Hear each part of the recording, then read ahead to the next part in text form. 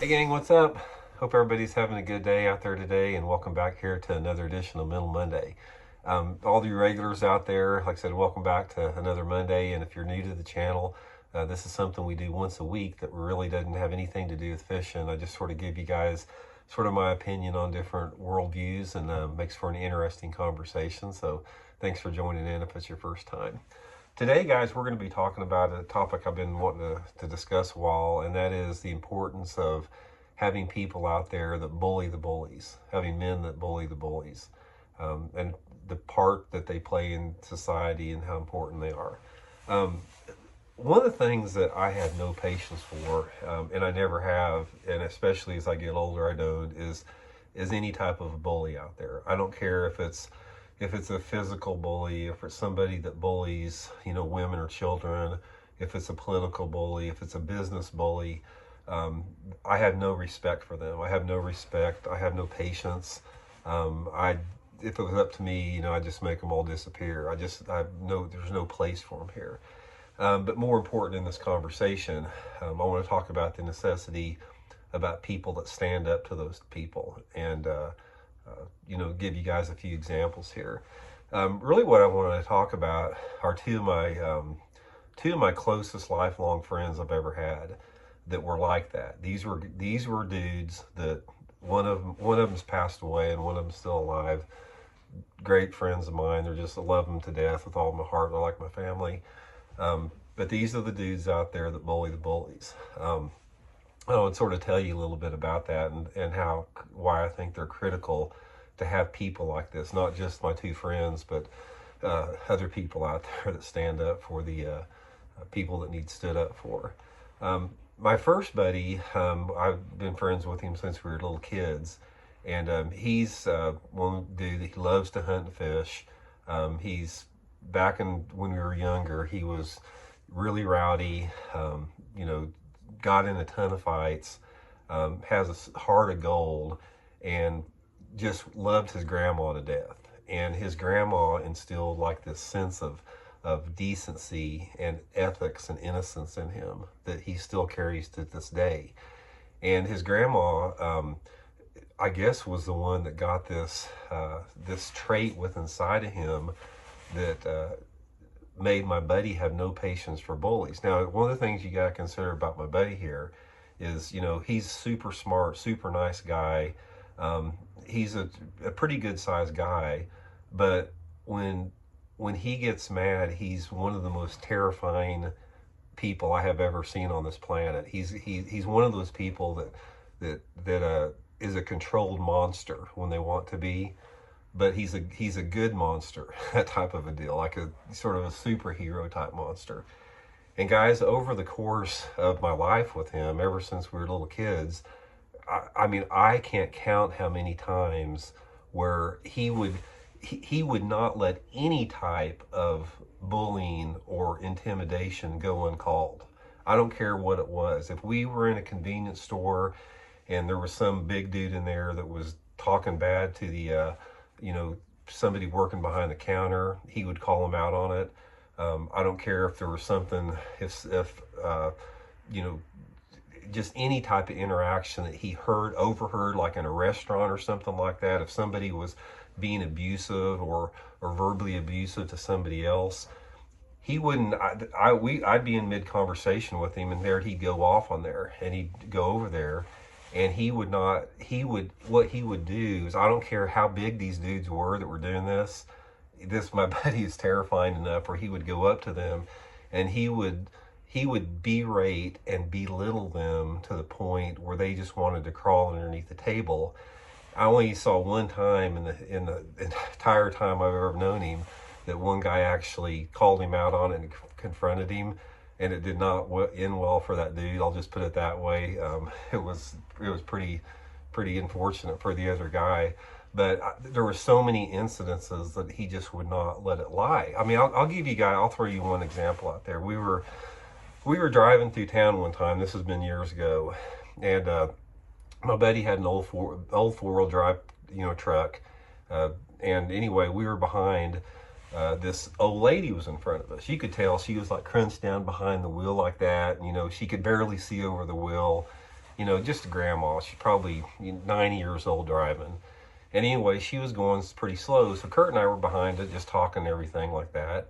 And anyway, we got to a stoplight, and these two dudes over there to the right of us, they came up to this grandma and started flipping her off as they pulled out and everything, and swerved in front of her and sort of made the grandma, you know, swerve off a little bit to the right. My buddy flipped out. He goes, he nails that truck, and he chases these dudes. There's two guys in this truck, and he starts chasing these guys in the truck and rolling the window down and screaming for them to pull over, just cussing them like crazy. You pull over, you might, like that. And these guys take off, and my buddy goes, hold on. We chased these guys for 30 miles, and he would not stop. We chased these guys everywhere. I mean, going like 80 miles an hour. And finally, they pull into this supermarket parking lot. My buddy gets out of the truck, and he runs over there, and he starts freaking cussing these guys out and beating on the window and kicking their door. I'm over there, you know, I'm always there to have his back, you know, all this. Every time he went out after somebody, I'd always have to have his back. I never needed it because I never needed to. He was too intimidating. Anyway, these guys would not get out of the car at all. And finally, the people at the supermarket called the police, and the police came out there, and the police started talking to my buddy. He explained what the deal is, and the police didn't say anything to my buddy. The police started reaming out these guys that did it. But that's the type of guy he was. He would not, and still is, he would not let anything go past it like that, you know. And you know, far be it if anything, if he ever heard some guy, you know, berating or talking bad to a kid or a woman, it was quite terrifying to see his reaction. And I loved it. You know, we need people like that. My other buddy, great friend of mine, military, and he did the same thing, but on a much more extreme level. You know, he was always telling me about his adventures around the globe on different deployments and that type of stuff, and about how he would run into, you know, that type of people, that type of element in foreign countries that were coercing and intimidating innocent people. And let's just say that my military buddies' way of dealing with them were much more extreme than my other civilian buddy. But the point of what I'm talking here is, guys, we need people out there like that. I'm not encouraging people out there. What I'm talking about is not safe. I mean, obviously, if you interject yourself into somebody that feels that they are confident enough to be a bully, obviously there's going to be a potentially dangerous situation out there like that. But nevertheless, we need people like that in this society. We need people that do not let bullies get away with bullying stuff. I don't care on whatever level, if it's what I'm talking about, or like I said, business or political. We need bulldogs in every aspect of life that stand up against people that bully, against the weaker or the less fortunate, or the people that, you know, just can't stand up for themselves. And, you know, particularly so with women and children, man. I don't, if there's any people out there watching this channel that in any way, shape, or form abuse their wives or children, you're not welcome on this channel. I mean, I have no patience, you know, for people like that, and we need people that call people out like that all the time. A lot of this, in my opinion, has to do with maintaining our innocence. And one of the things that I have seen is, I was raised in the 60s, in the late 60s, and I was raised in a very innocent upbringing, sort of like an Andy Griffith Mayberry type upbringing. And that was precious. That had a very positive influence on my life growing up. I learned the hard way as I got older how hard and cruel the world can be.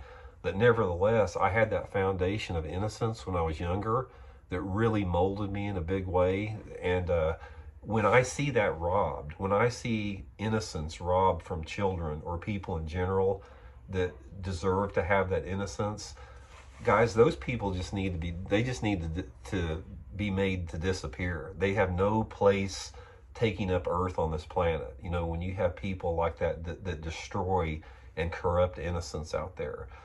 So the point of the video, guys, I just want to encourage everybody to stand up for the good, stand up for everything that's right. stand up for what's ethical, what's moral. Nobody's perfect out there, but there's a big difference between having some imperfections and uh, having abusive, violent, dangerous, um, just toxic behavior in public, especially out there.